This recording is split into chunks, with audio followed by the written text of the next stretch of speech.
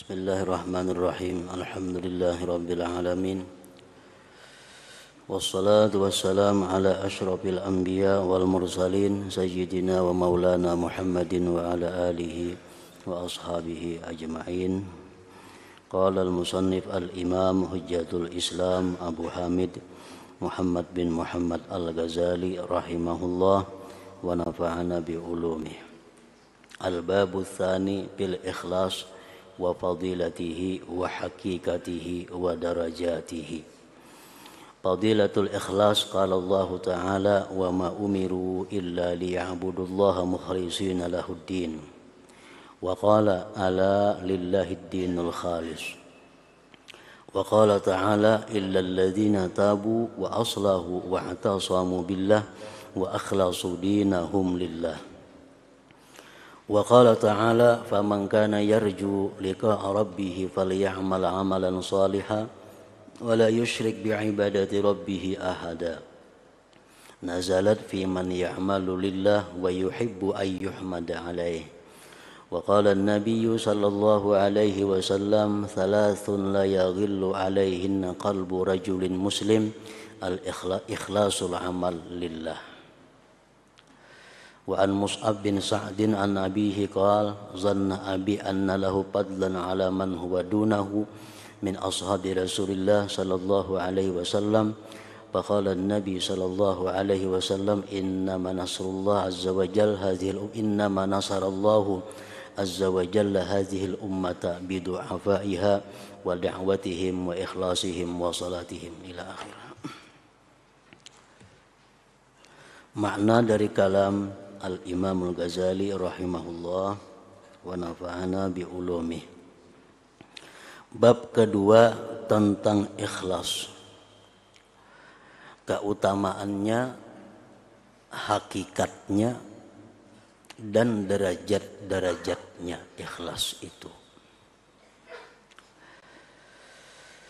Keutamaan ikhlas, Allah Ta'ala berfirman, wa ma umiru illa liya'budullah mukhlishina lahuddin.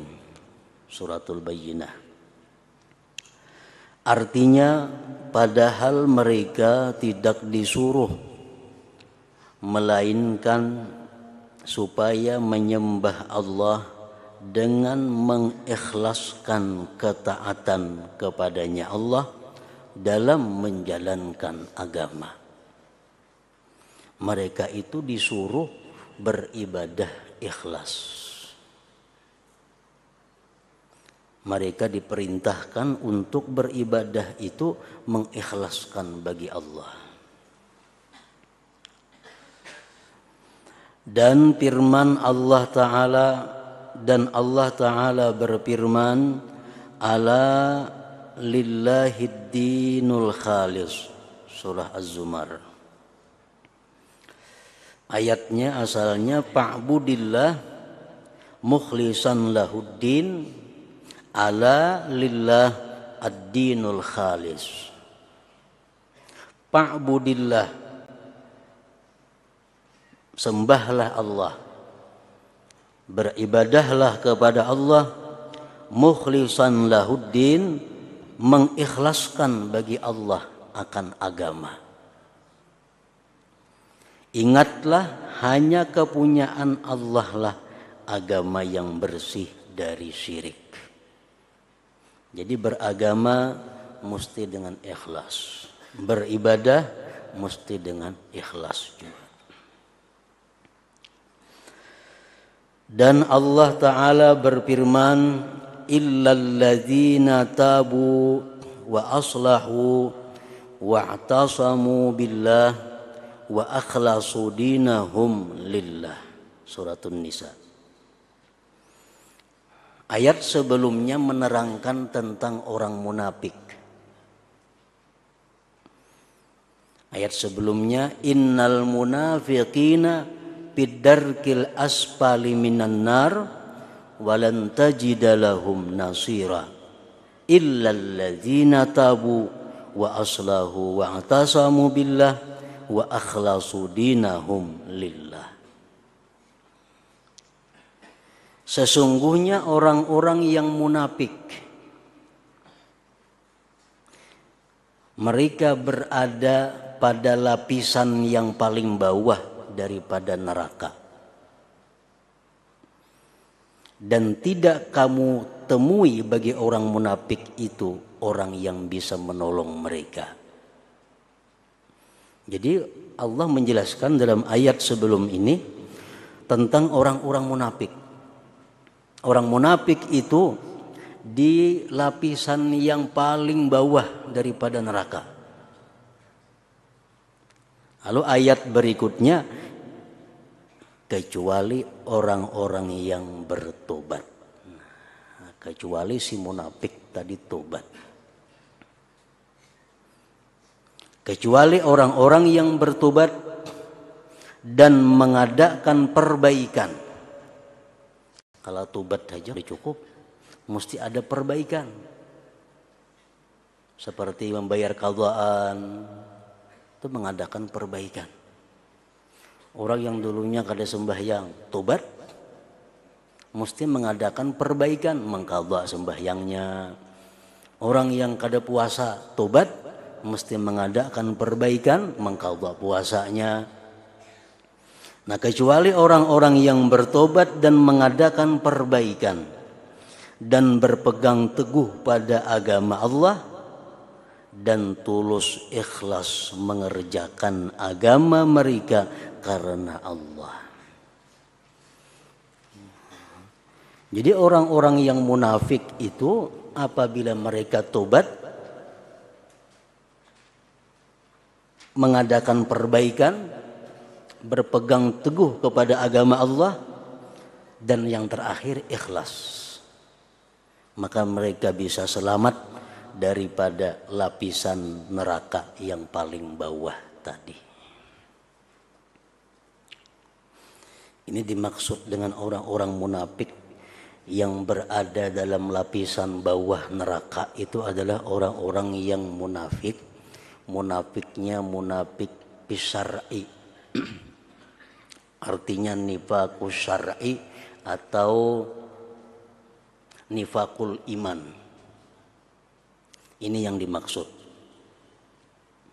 Orang yang munafik fis syar'i atau munafik fil iman itu mereka orang-orang yang hatinya tidak percaya kepada Allah dan Rasul, tetapi hanya di mulut mengucapkan syahadat.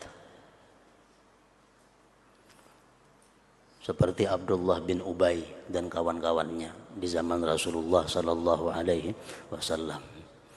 Orang yang ingin mencari keselamatan, orang yang ingin mendapatkan sesuatu, tapi kada kawa bila kada berislam maka dulu. Lalu dia mengucapkan 2 kalimat syahadat, padahal hatinya belum percaya kepada Allah dan Rasul. Mengucap 2 kalimat syahadat. Nah, ini orang ngarannya adalah munafik fil iman. Nah, munafik fil iman inilah yang dikatakan, yang difirmankan Allah berada pada lapisan yang paling bawah daripada api neraka itu. Lain halnya munafik atau nifaqul lugawi, nifaqul urfi atau nifaqul amal. Nah, itu kada lain lagi pulang. Ada orang munafik tapi imannya kada munafik. Imannya percaya kepada Allah dan Rasul, tapi amalnya amal munafik.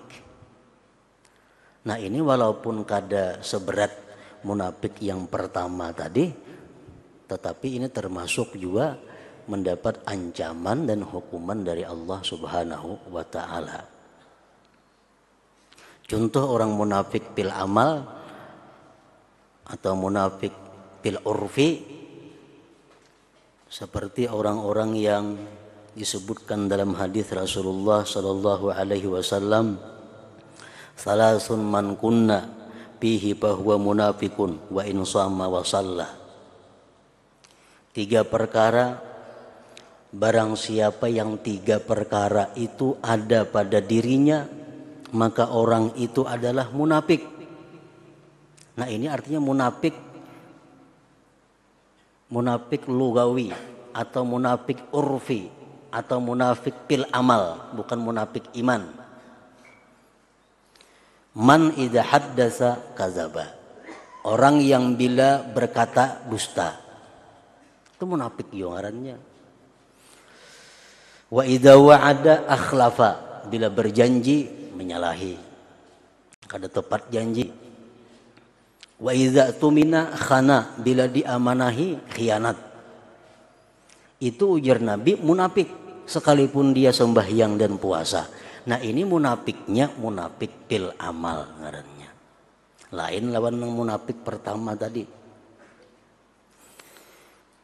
Nah tetapi munafik fil amal ini kalau dibiarkan, kalau kada tobat, akhirnya bisa membawa kepada munafik fil iman. Orang tuh kebiasaan bepandir berdusta, janji kada tepat, diamanahi culas, kada merubah-rubah kelakuan seperti itu, itu aja akhlaknya. Akhirnya kita bisa orangnya jadi berpindah kepada munafik iman. Nah kalau sudah munafik iman itu yang berada dalam lapisan paling bawah neraka. Di dalam beberapa kitab tafsir disebutkan bahwa neraka itu ada beberapa lapis. Lapisan yang pertama, yang paling surut artinya paling surut disebut neraka jahanam. Itu neraka yang paling inting, paling surut. Ibarat ditimbai batu 70 tahun sampai ke dasarnya itu. Itu neraka jahanam. Neraka jahanam ini disediakan li usatil mukminin, untuk orang-orang mukmin yang maksiat kepada Allah. Orang yang beriman tapi banyak maksiat, kada bertobat kepada Allah, mati. Nah, Allah kada mengampuni, maka dia akan masuk kepada jahanam tadi. Neraka yang kedua disebut dengan laza. Ada neraka ngarannya laza. Ini neraka dikhususkan untuk kaum Nasara, orang-orang Nasrani, orang-orang yang mengatakan bahwa Allah itu beranak bebini segala macam. Yang ketiga neraka yang disebut dengan hutamah. Wa ma adraka mal hutamah. Lapisan yang paling di bawah nomor 3-nya itu untuk orang-orang Yahudi. Lapisan neraka yang keempat disebut neraka sa'ir. Sa'ir itu untuk orang-orang sabi'in.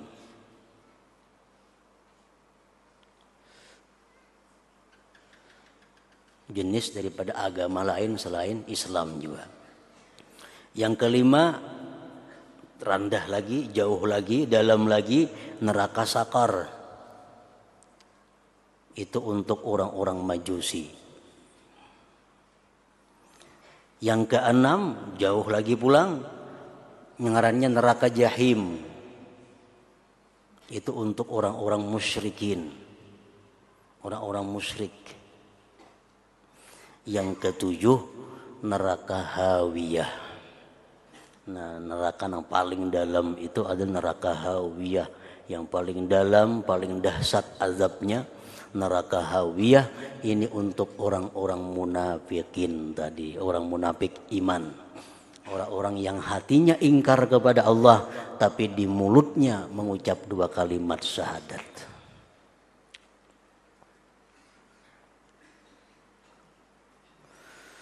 Nah, orang-orang munafik walaupun dia mendapat ancaman yang berat daripada Allah, neraka yang paling bawah, tetapi kalau mereka tobat, membaguskan amalnya, berpegang kepada agama Allah, dan ikhlas akan agamanya, maka akan mendapat ampunan dari Allah Subhanahu wa Ta'ala. Jadi ikhlas merupakan syarat untuk mendapatkan ampunan itu. Allah Ta'ala berfirman, "Faman kana yarju liqa'a rabbih falya'mal 'amalan shalihan wa la yusyrik bi'ibadati rabbih ahada." Artinya, barang siapa mengharap perjumpaan dengan Tuhannya, siapa hendak bertemu Allah di dalam surga, maka hendaklah ia mengerjakan amal yang saleh dan janganlah ia mempersekutukan seorang pun dalam beribadah kepada Tuhannya.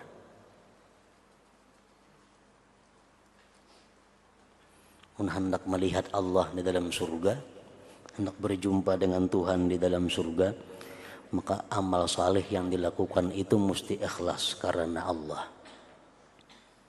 Orang yang beribadah karena surga hanya masuk surga, kada akan bisa menyaksikan Allah.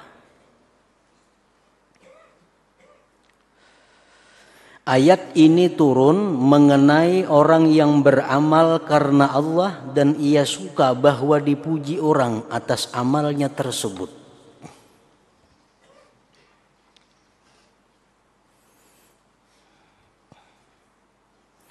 Seorang laki-laki datang kepada Rasulullah sallallahu alaihi wasallam. Laki-laki itu berkata, "Ya Rasulullah, atasaddaqu bis sadaqah wa altamisu biha ma indallah wa uhibbu ayyuqala li khair." Wahai Rasulullah, ulun hendak bersedekah dan mengharapkan apa yang ada di sisi Allah, dan ulun kapingin juga dipuji orang. Bersedekah hendak dapat nang di sisi Allah surga umpamanya, tapi hendak juga dipuji orang. Rasulullah diam, kada menjawab karena belum turun wahyu. Turun wahyu Allah yang berbunyi, "Faman kana yarju liqa'a rabbih falya'mal 'amalan shalihan wa la yusyrik bi'ibadati rabbih ahada." Barang siapa mengharap perjumpaan dengan Tuhannya, maka hendaklah ia mengerjakan amal yang saleh dan janganlah ia mempersekutukan seorang pun dalam beribadah kepada Tuhannya. Jadi artinya kalau orang itu bersedekah, tadi contohnya, dia mengharapkan yang di sisi Allah sekaligus mengharapkan pujian manusia, maka dia akan ditolak oleh Allah Subhanahu wa taala karena menyekutukan Allah Subhanahu wa taala.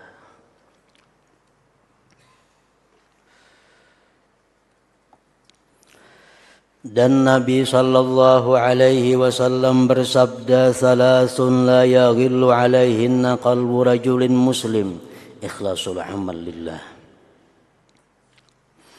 Artinya 3 perkara yang hati orang muslim tidak dengki kepadanya adalah mengikhlaskan amal karena Allah. Kada ada dengkinya orang itu. Kalau kita misalnya dapat rezeki nang ganal, bisa ada yang dengki. Kullu zi ni'matin mahsud. Tiap-tiap orang yang dapat nikmat itu ada tuh yang dengki. Kita ahli sembahyang tahajud, ada nang dengki. Kita dapat menghafal Al-Quran, ada nang dengki. Tapi kalau kita ikhlas, kada ada nang dengkinya orang.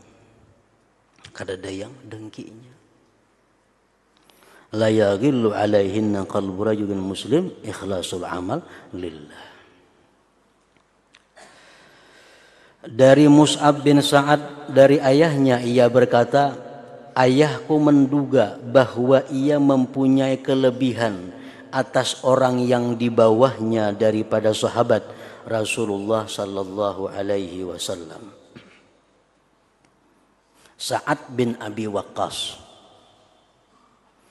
salah seorang 10 sahabat yang dijamin masuk surga oleh Rasulullah sallallahu alaihi wasallam. Sa'ad bin Abi Waqqas ini merasa bahwa dia punya kelebihan daripada sahabat-sahabat lain. Maka Rasulullah bersabda, ujar Nabi kita, "Innama nasarallah azza wa jalla hazihil ummah bidu'afaiha wa da'watihim wa ikhlasihim. Artinya hanya saja Allah Azza wa Jalla menolong umat ini dengan orang-orang lemahnya, doa mereka dan keikhlasan mereka. Jadi seseorang itu menjadi mulia di sisi Allah, menjadi lebih unggul di sisi Allah, salah satunya adalah dengan keikhlasan mereka dalam beribadah kepada Allah Subhanahu wa ta'ala.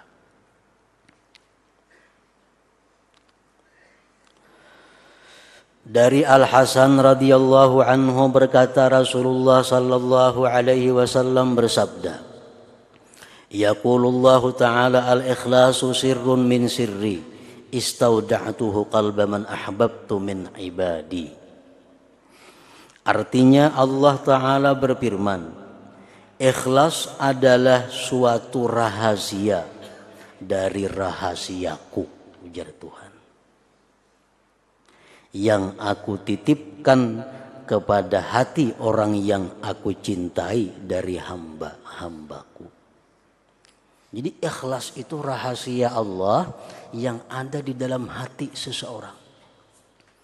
Dalam riwayat yang lain, yang tidak bisa diketahui walaupun oleh malaikat yang dekat dengan Allah ataupun nabi yang diutus Allah.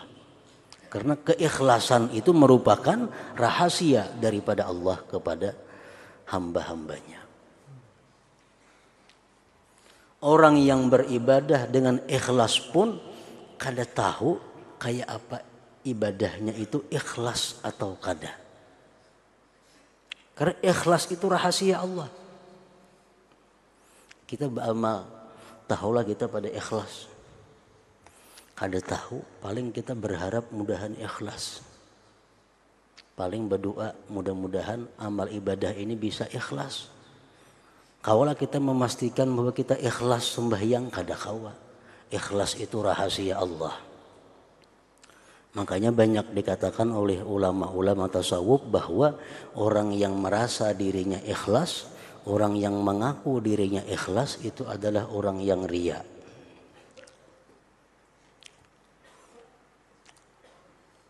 Orang yang mengata atau mengaku aku ikhlas berarti kada bujur tuh. Karena perkara ikhlas itu rahasia Allah. Cuma berharap berdoa mudahan ikhlas. Kalau sudah kita mengakui bahwa aku ikhlas, berarti ibadah nang itu kada ikhlas. Itulah lawanannya. Karena ikhlas itu di samping rahasia Allah, ikhlas itu merupakan sifat yang terpuji. Biasanya orang yang mengaku sifat terpuji itu berbalikannya itu lawanannya. Seperti contoh perkataan ulama yang mengatakan man qala ana alimun fahuwa jahilun. Kalau ada orang yang mengata bahwa aku adalah alim, berarti nya bodoh tuh orang tuh ngarannya. Berarti nya adalah bodoh. Karena orang alim kada mau mengaku dirinya alim. Nah sama orang yang ikhlas kada mau mengaku ikhlas. Bila mengaku berarti sebaliknya tuh. Man qala ana wali, siapa yang mengaku aku wali, baris di atas tuh lamnya kaina. Baris di atas.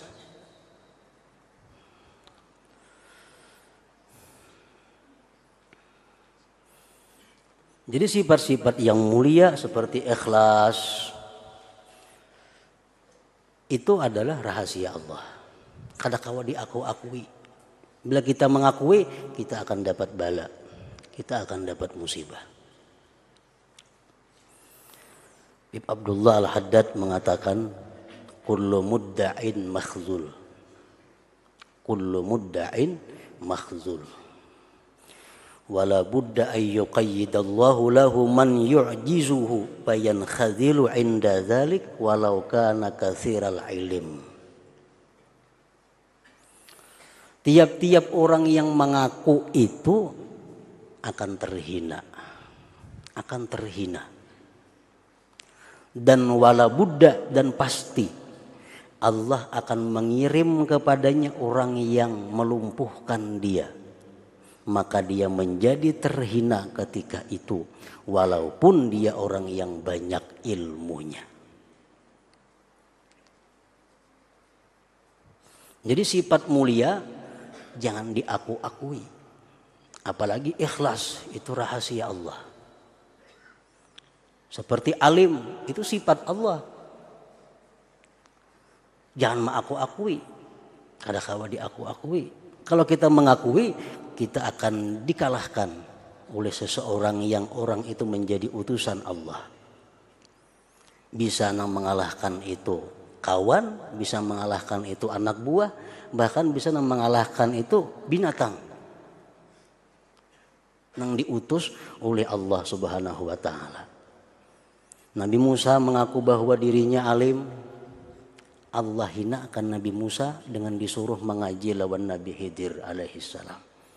Karena Musa mengaku dirinya alim. Allah kirim Nabi Khidir, disuruh Nabi Musa mengaji kepada Nabi Khidir.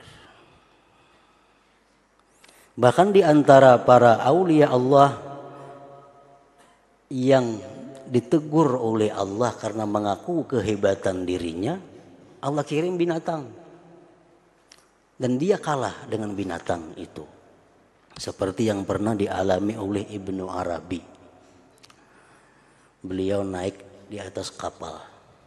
Ibnu Arabi orang yang sangat alim dalam berbagai macam ilmu. Naik kapal, menumpang di kapal. Sampai di tengah laut, gelombang tinggi. Tinggi gelombang.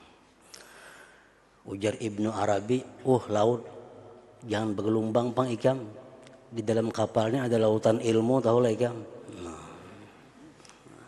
Memang orang alim dan sangat alim Ibnu Arabi. Wahai laut, uskun diam. Inna fis sapinah bahral ilm. Bahwa di kapal ini ada lautan ilmu. Nah, Allah Subhanahu wa taala kadang membiarkan orang tersebut mengaku dirinya hebat. Keluar binatang di laut itu. Binatang tadi dikuasakan oleh Allah berkata, jadi binatang, wahai lautan ilmu, anak betakun masalah nah. Anak betakun masalah. Apa masalahnya? Ini orang laki bini. Orang laki bini. Tahu-tahu yang laki itu dirubah Allah bentuknya menjadi babi. Nang laki dirubah Allah bentuknya menjadi babi. Nah, apakah si bini ini iddah wafat atau iddah talak? Kan sampai manusia ini babi, siapa pun babi. Laki jadi babi. Otomatis tak pisah. Iddahnya si perempuan iddah napa? Apakah sebagaimana iddah orang mati 4 bulan 10 hari kalau atau iddah talak 3 kali suci? Fatahayyara Ibnul Arabi. Kada kau menjawab si lautan ilmu tadi. Pertanyaannya aneh. Karena itu dalam kitab itu.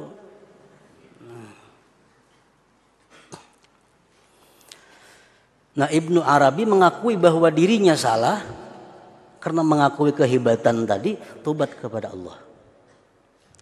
Tobat. Dan langsung bertanya, wahai ikan, aku kada dapat. Kayak apa garang jawabannya itu?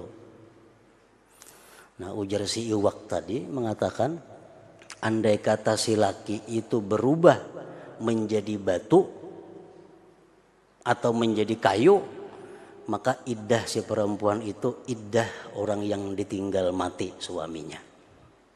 4 bulan 10 hari.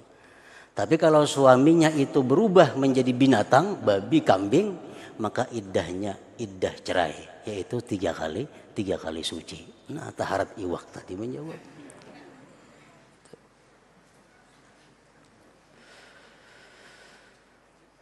Kullu mudda'in makhzul. Siapa saja yang mengakui pasti akan kalah. Bila kada tobat minta ampun.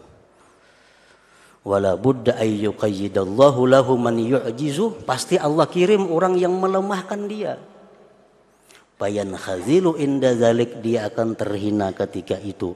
Walau kana katsiral ilm, walaupun dia banyak ilmunya.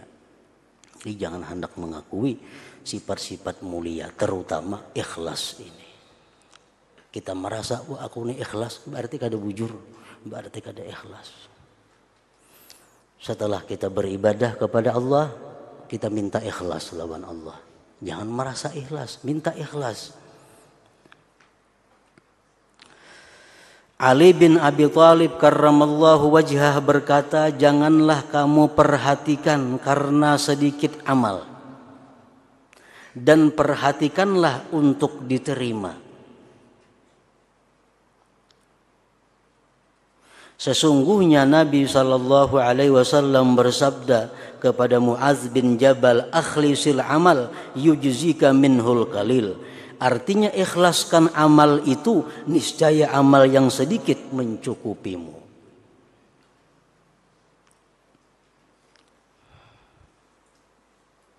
Kada perlu banyak-banyak beramal artinya. Yang penting itu ikhlas. Makin baik lagi banyak ikhlas. Kalaunya bertentangan, beramal banyak tapi kada ikhlas. Lawan sedikit tapi ikhlas, nah baik yang sedikit tapi ikhlas. Kalau banyak tapi ikhlas, itu nomor satu sudah.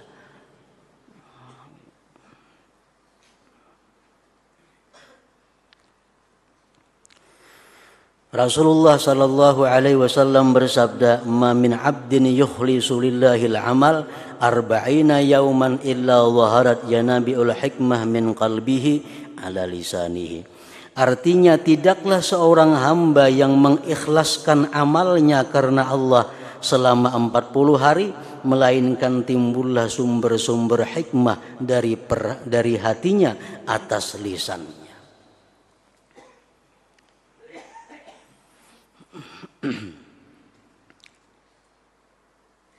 Jadi kata-katanya, apa yang diucapkannya itu hikmah, ilmu kepada orang-orang. Apabila dia sudah mampu selama 40 hari ikhlas dalam menjalankan ibadah kepada Allah Subhanahu wa taala. Sebagian ulama mengatakan,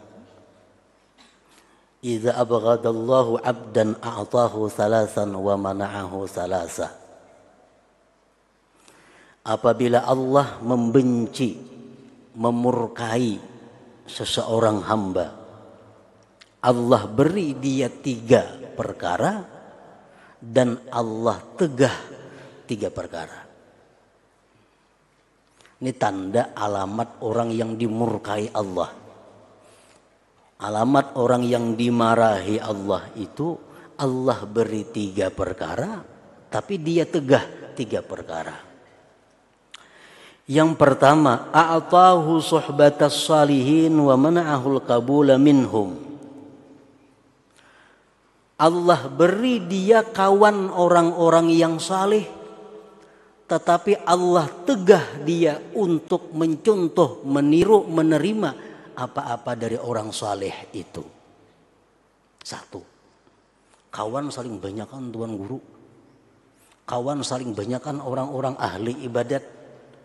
Kawan saling banyakkan orang-orang saleh. Tapi kelakuan tetap kada berubah. Suka maksiat, malas berbuat taat, tanda bahwa dia adalah dimurkai Allah.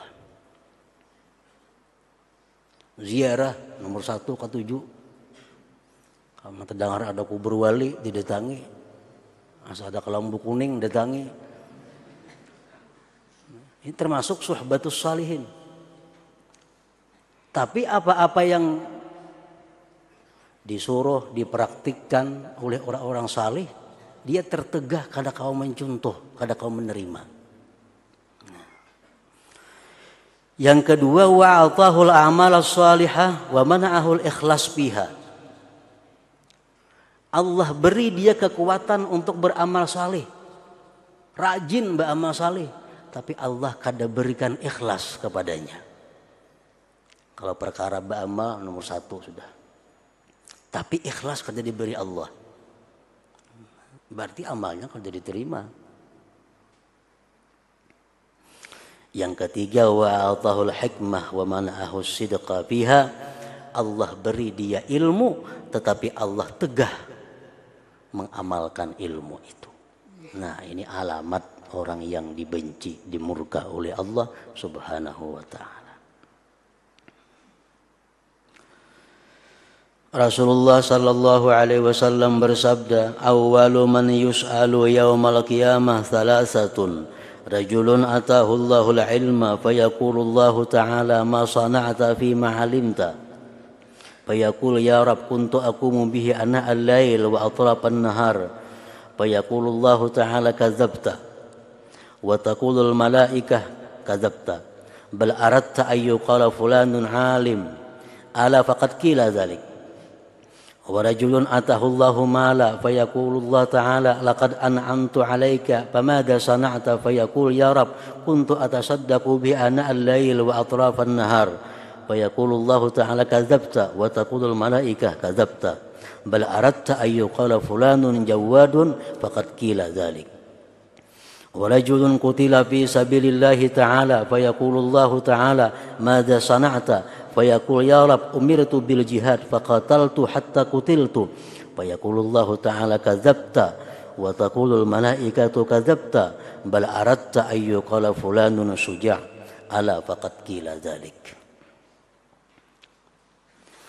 Artinya orang yang pertama yang akan ditanya pada hari kiamat ada 3 orang, yaitu laki-laki yang diberi ilmu oleh Allah. Maka Allah Ta'ala berfirman, apa yang kamu perbuat pada apa yang kamu ketahui. Ikam ku beri ilmu ya Tuhan, ikam apakan ilmu itu? Laki-laki itu menjawab, wahai Tuhan, saya telah melaksanakannya di waktu-waktu malam dan ujung-ujung siang. Ulun amalkan ilmu itu. Maka Allah menjawab, Allah berfirman, kamu bohong. Dan para malaikat berkata, kamu bohong, tetapi kamu menghendaki agar dikatakan si fulan orang alim. Si fulan orang alim, si fulan orang ahli ibadah. Sungguh telah dikatakan demikian. Sungguh telah dikatakan, oh demikian itu. Orang yang beribadah ingin dikatakan bahwa dia alim, bahwa dia ahli ibadah. Ini termasuk pengakuan. Termasuk pengakuan. Pengakuan itu ada 3 macam jenisnya. Pertama, mengaku aku alim. Yang lain kadang alimnya umpamanya. Atau yang lain di bawahku ilmunya. Aku yang paling alim. Ini mengaku alim. Ini pengakuan. Jelas sudah itu kada boleh. Nang kedua, ada orang mengatakan si fulan itu paling alim sudah di kampung sini. Mendengar kita nih, kita diam, bahkan suka sama ya lawan seorang mengaku juga ngarannya. Inya kan tidak bersuara bang aku alim kan ada. Cuma ada orang lain yang mengatakan, "Wah si anu tuh paling alim dah situ." Mendengar inya suka atau diam, berarti mengakui. Kada boleh juga macam itu. Nah, nang ketiga, nengaran pengakuan itu dipadahkan orang jahil sarik. Berarti mengakui alim ngarannya. Mbak ikam ini jahil, oh sarik kai. Berarti secara kada langsungnya mengakui dirinya adalah alim. Jadi jangan dianggap mengakui itu lewat mulut seorang aja, kada. Lewat mulut orang bisa. Lewat sebaliknya bisa. Dan laki-laki yang diberi harta oleh Allah, maka Allah Ta'ala berfirman, telah aku beri anugerah kepadamu. Lalu apa yang kamu perbuat? Laki-laki itu menjawab, saya telah bersedekah dengannya di waktu-waktu malam dan ujung-ujung siang. Maka Allah Ta'ala berfirman, kamu bohong. Dan para malaikat berkata, kamu bohong. Tetapi kamu menghendaki agar dikatakan si fulan adalah dermawan. Ketahuilah, sungguh telah dikatakan demikian. Sudah ikam dapat balasannya dalam dunia. Ikam dicap sebagai dermawan, dikatakan sebagai dermawan. Itulah balasannya. Dan laki-laki yang dibunuh fisabilillahi ta'ala, maka Allah ta'ala berfirman, apa yang kamu perbuat? Ikam gitu, ku beri kekuatan, ku beri keberanian, ku beri macam-macam. Laki-laki itu menjawab, wahai Tuhan, saya disuruh berjihad, lalu saya berperang sehingga saya terbunuh. Maka Allah Ta'ala berfirman, kamu dusta. Dan para malaikat berkata, kamu dusta. Bahwa kamu menghendaki agar dikatakan si fulan adalah pemberani, pahlawan. Ketahuilah, sungguh telah dikatakan demikian. Engkau sudah dicap orang sebagai pahlawan, itulah balasannya. Abu Hurairah radhiyallahu anhu berkata, kemudian Rasulullah sallallahu alaihi wasallam memukul pahaku dan beliau bersabda, ya Abu Hurairah, ulaika awwalu khalqin tusa'aru naru jahannam bihim yaumal qiyamah. Artinya, wahai Abu Hurairah, mereka adalah makhluk yang pertama di mana api neraka jahanam dinyalakan sebab mereka pada hari kiamat. Artinya orang yang beribadah, orang yang punya ilmu dengan tujuan supaya dianggap oleh masyarakat dia punya ilmu. Orang yang bersedekah banyak tapi tujuannya agar dianggap masyarakat dia dermawan. Orang yang berjuang fisabilillah akhirnya terbunuh namun dia ingin dianggap masyarakat sebagai pahlawan. Itulah orang-orang yang pertama dinyalakan api jahanam kepada mereka. Lalu perawi hadis ini masuk kepada Muawiyah dan meriwayatkan hadis tersebut kepadanya. Maka ia menangis sehingga jiwanya hampir-hampir keluar.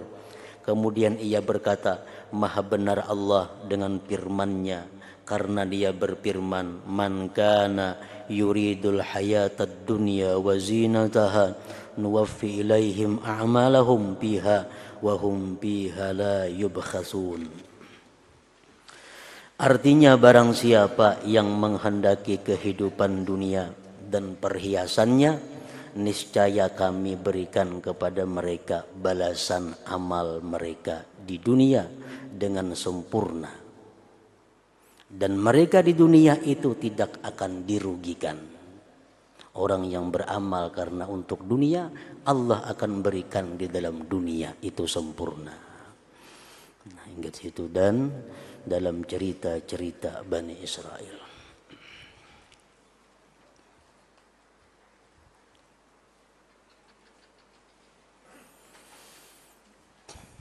hari Kamis yang akan datang kita libur. Karena banyak di antara jamaah kita nang caleg ada nang macam-macam, jadi sebagian terganggu, kita liburkan Kamis yang akan datang. Afdalu dzikri fa'lam annahu la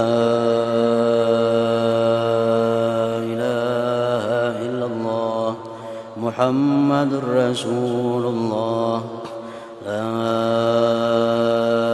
ilaha illallah Muhammadur Rasulullah, la